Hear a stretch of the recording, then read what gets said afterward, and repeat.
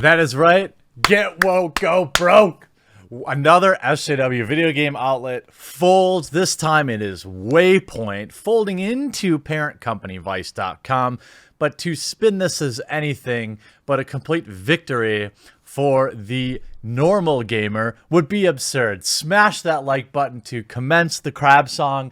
Waypoint is gone.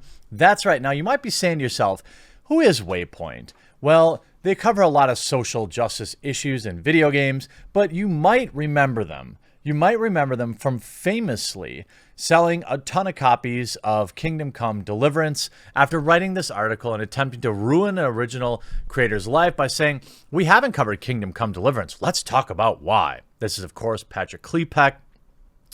Kingdom Come Deliverance is an open-world medieval RPG set during the Holy Roman Empire.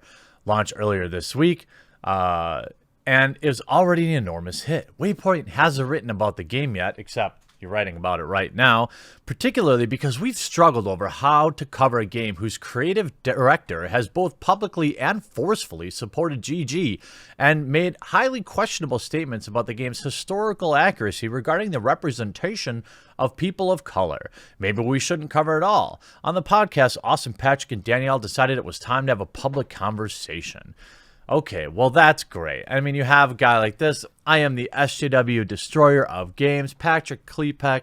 Of course, you can go back and read his many horrible takes. We haven't covered Kingdom Come Deliverance. Let's talk about why. 1 hour of talking about a video game to tell us why you're not talking about a video game. No wonder why Waypoint really sucks. I mean, there's a wide variety of, this is back in January. I'm just giving you a history of who Waypoint really is and why their removal from the mainstream space is a sign of the times. It is a sign that Waypoint was not strong enough to stand on their own, and I will explain why when we look at how Vice restructured things.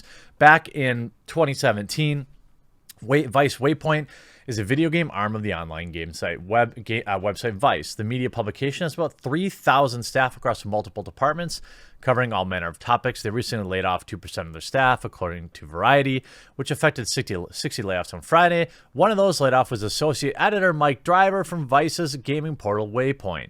Driver took to Twitter to announce his departure from Waypoint, which came by way of a Facebook message informing him that he was let go of the media outlet.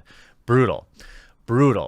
Now, Driver's no stranger to GG. He penned 2 pieces back in 2014, claiming to be neutral, but spending a good portion of the article condemning GG's efforts, which was entitled, "Does Someone Have to Actually Die Before GG Calms Down?"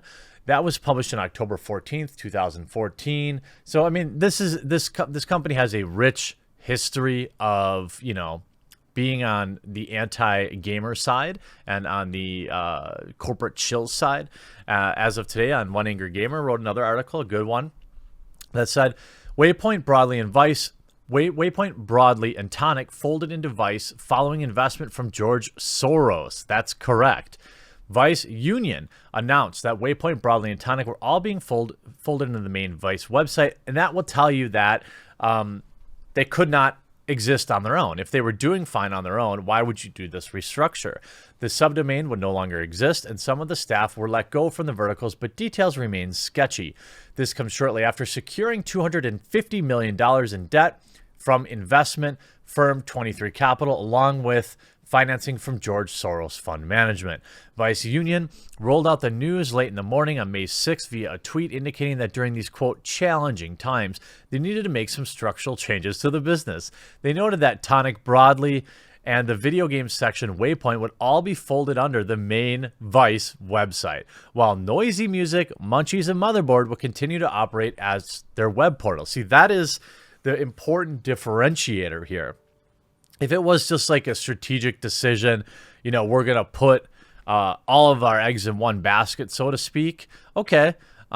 But it's not. You have these other 3 brands, which apparently are holding on just fine. And then you have Broadly and Tonic, which I've never even heard of, and Waypoint getting folded into Vice, which tells you that they weren't pulling their own weight. Although our situation is difficult, Vice Union will be used this restructuring as an opportunity to build the solidarity between our 3 separate bargaining units, editorial, production, and post-production. During a trying time for Vice workers, we call ourselves One Vice Union. I'm sorry. I don't. Sorry.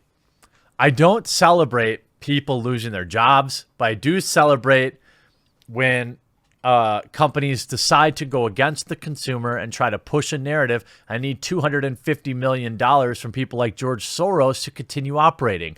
You would think if Vice was a profitable media empire, they wouldn't be raising all this VC money, but what do I know?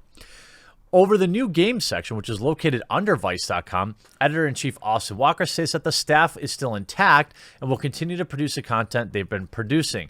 It's still unclear if there have been any staff changes, though. Austin Walker is still on board, along with former Kotaku and Giant Bomb alum Patrick Klepek, who assured fans it's, quote, the same crew.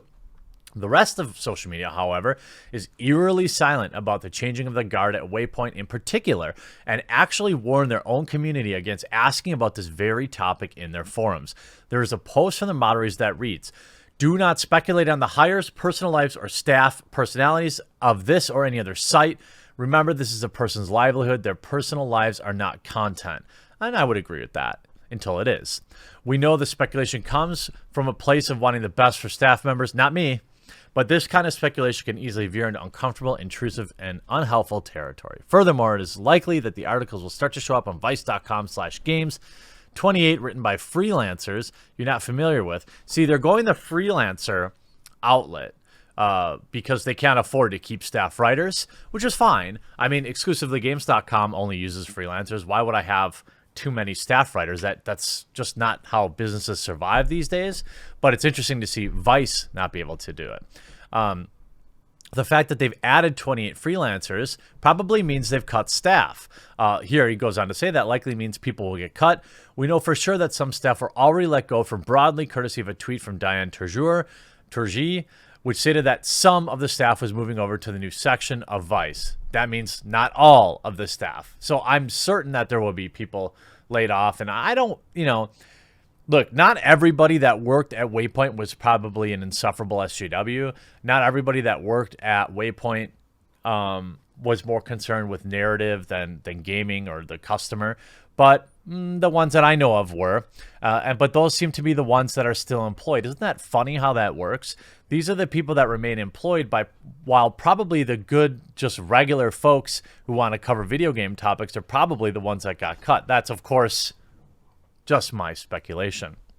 This comes just a couple of days removed from the news reports indicating that Vice raised capital from various firms and investors.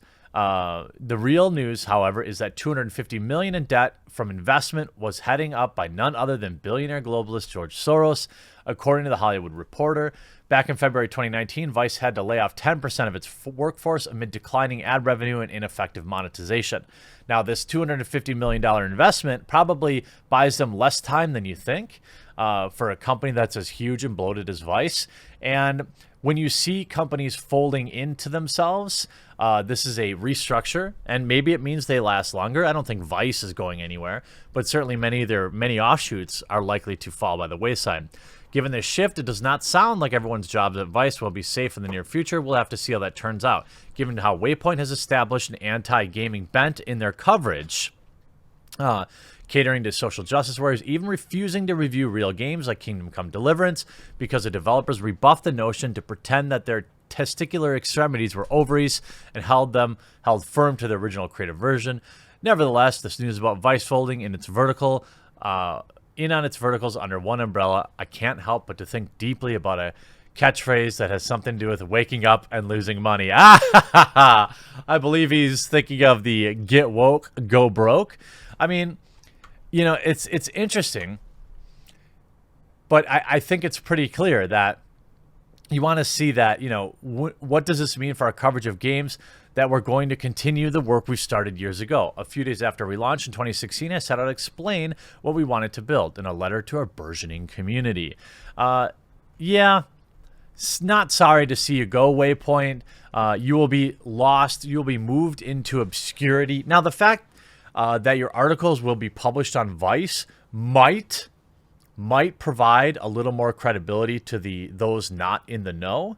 However, people will still know it's Waypoint. People will still And the question is, will these articles, because not everything put out by Vice is trash. They do have good reporters. So maybe this will be good for video games.